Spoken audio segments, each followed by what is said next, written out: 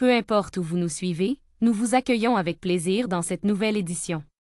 Ce matin, nous aborderons un sujet qui concerne inévitablement l'ensemble des habitants de la planète, la guerre entre l'Ukraine et la Russie. Cette guerre qui oppose les deux frères slaves depuis 3 ans demeure à ce jour sans issue visible, malgré les tentatives de médiation de plusieurs dirigeants à travers le monde et l'engagement personnel du président Trump. Aussi, il est crucial de se poser une question fondamentale à ce stade. Ce conflit pourrait-il évoluer vers un affrontement d'envergure mondiale? Depuis le début du conflit en Ukraine en 2022, cette question a ressurgi. En effet, depuis la Seconde Guerre mondiale, aucun autre conflit n'a connu une telle ampleur ni suscité autant de débats parmi les experts militaires et politiques quant à l'éventualité d'un recours aux armes nucléaires. La Russie, appuyée de manière implicite ou explicite par certains pays, est déterminée à ne pas perdre la guerre et a converti son économie en une économie de guerre. D'après divers experts en armement, la Russie fabrique davantage d'armes et de munitions que l'ensemble de l'Europe.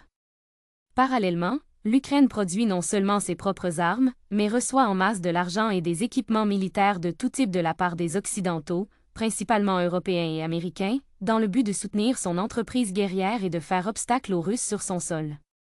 Mécontente de ce soutien à grande échelle en termes d'armement, la Russie menace les pays qui envoient des armes.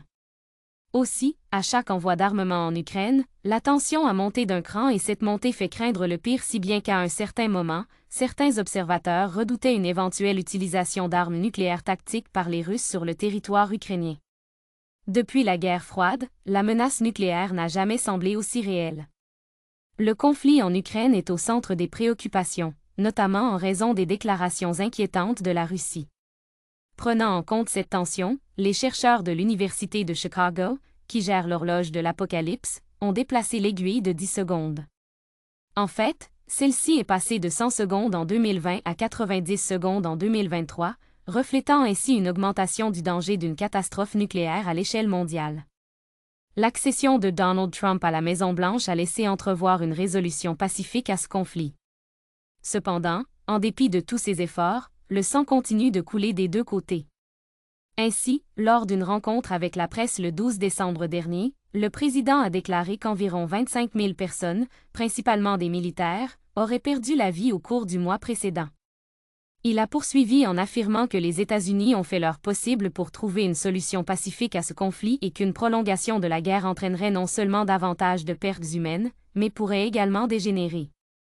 D'après le locataire de la Maison-Blanche, tout le monde est en train de jouer à des jeux et a averti que ce genre de comportement pourrait mener à une 3e guerre mondiale.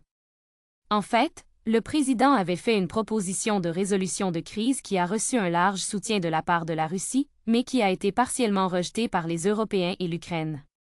Faites-nous part de vos commentaires dans la partie réservée à cette fin. N'oubliez pas de vous abonner pour plus d'actualités. À bientôt.